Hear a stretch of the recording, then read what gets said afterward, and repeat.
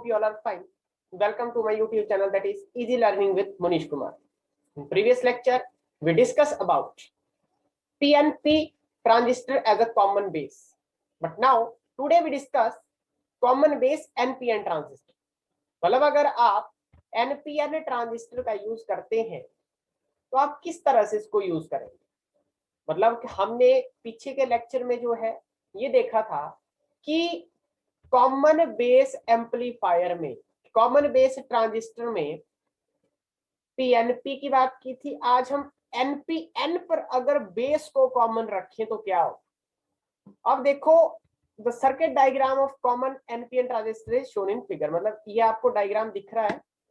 Basically आपने करना क्या है, यहां पर जैसे पीछे का डायग्राम में आपने पी रखा था, यहां पर एन रखा था और यहां पर भी पीएनपी ट्रांजिस्टर रखा था। बट नाउ हमने एनपीएन ट्रांजिस्टर लेना है। मतलब कि एन आपका अमीटर रीजन होगा, बेस रीजन आपका पी टाइप होगा और कलेक्टर रीजन आपका एन टाइप होगा। मतलब दो एन टाइप सेमीकंडक्टर के बीच में पी टाइप सेमीकंडक्टर का क्या होगा,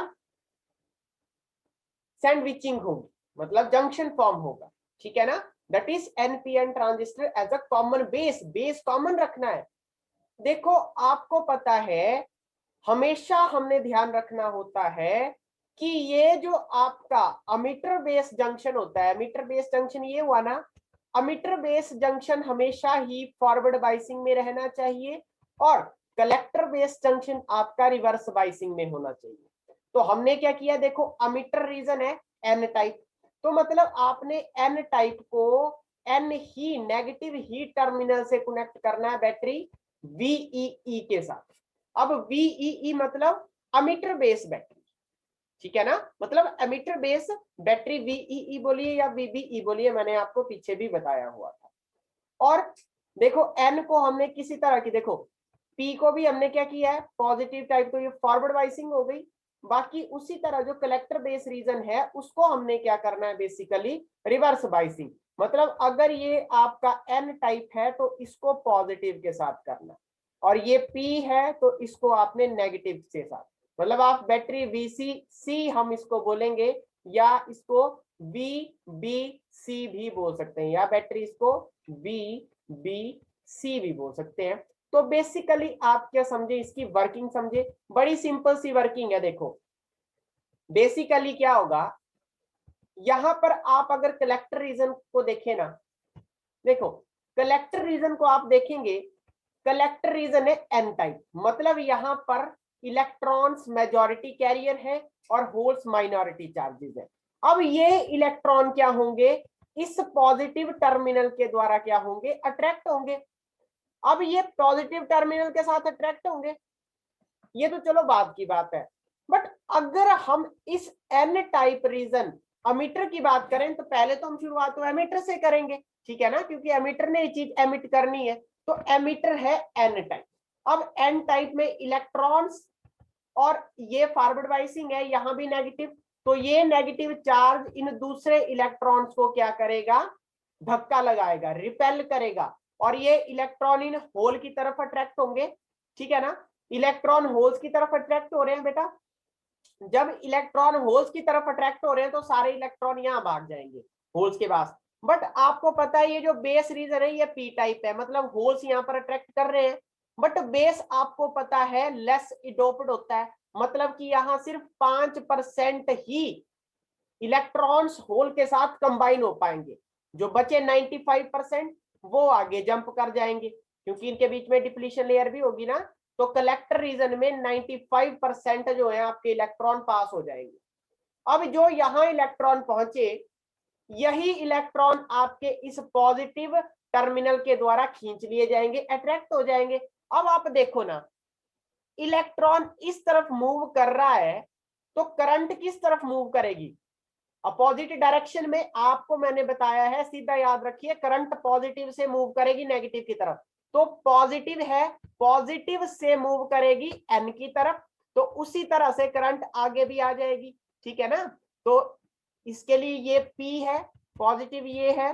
ठीक है, तो यहां से करंट इस तरफ आएगी। क्यों, क्योंकि भाई इलेक्ट्रॉन इस तरफ गए हैं, और उसी तरह क्या होगा, जो आपके इलेक्ट्रॉन्स इन बेस रीजन में, इस बेस रीजन में कंबाइन हुए थे होल्स के साथ, वही इलेक्ट्रॉन अब इस पॉजिटिव टर्मिनल के साथ क्या हो जाएंगे, अट्रैक्ट हो जाएंगे। तो वही इलेक्ट्रॉन चल चल चल करते करते यहां पहुंच जाएंगे बेसिकली। अब आप फिर सोचेंगे, मैंने पीछे भी बताया था, ये नेगेटिव इसी तरफ, ये इसी तरफ क्यों गए, इस तरफ क्यों नहीं गए, क्योंकि यहाँ पर नेगेटिव है, तो नेगेटिव के साथ कभी इलेक्ट्रॉन अट्रैक्ट नहीं होने वाले। तो सिंपल सा फंडा है, ये वर्किंग होती है आपकी किसकी, बेसिकली एनपीएन ट्रांजिस्टर की। करंट की डायरेक्शन चेंज हुई है, बाकी सेटअप तो वैसा ही है, और बस एनपीएन और पीएनपी का फर्क है, बाकी वर्किंग तो वैसे ही है। आपको पता है जिस तरफ इलेक्ट्रॉन मूव करेंगे उससे उल्टी तरफ, हमें बस करंट की डायरेक्शन देखनी है।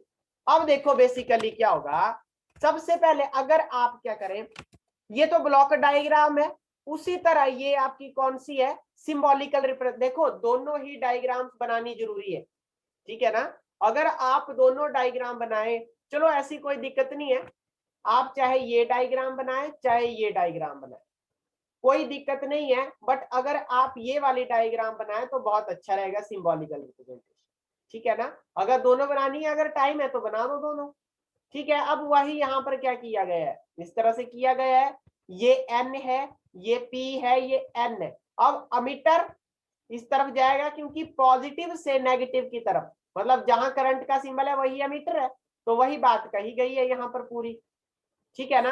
तो अब बेसिकली यही थ्योरी मैंने लिखी हुई है, ठीक है। अब अगर आप इस लूप पर किरचॉफ्स लॉ अप्लाई करें, तो आपको पता है अगर ये जंक्शन है, इस तरफ जो करंट आएगी वो पॉजिटिव होगी, और जो दूर भागेगी वो आप नेगेटिव में लेंगे।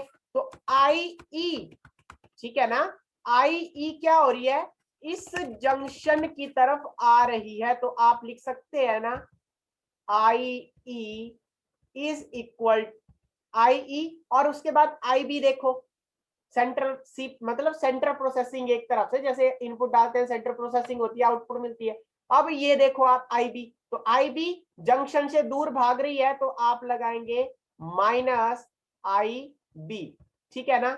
अब देखो कलेक्टर करंट भी इससे दूर भाग रही है, तो minus I C is equal to 0, ठीक है ना। तो यही बात हमने नीचे रखी हुई है कि बेसिकली इसमें क्या होगा, आई बी, तो आई ई यहां से आ गया, दूसरी तरफ गए तो ये प्लस के बन गए माइनस के, तो आई बी प्लस आई सी। तो यहां से आप देख सकते हैं जो बेस रीजन है, बेस करंट तो कितनी होगी, 5% ही होगी ना, as comparison to emitter current से। मतलब जो एमीटर ने जितनी करंट डाली थी उसका सिर्फ बेस करंट में 5% मिला, बाकी बचा 95% वो आपकी कलेक्टर करंट थी। तो ये सारा बेसिकली हमारा था एनपीएन ट्रांजिस्टर के बारे में। नेक्स्ट टॉपिक में हम डिस्कस करेंगे कि किस तरह से इनका गेन होता है। Is it clear? So guys, thank you and have a nice day and best of luck.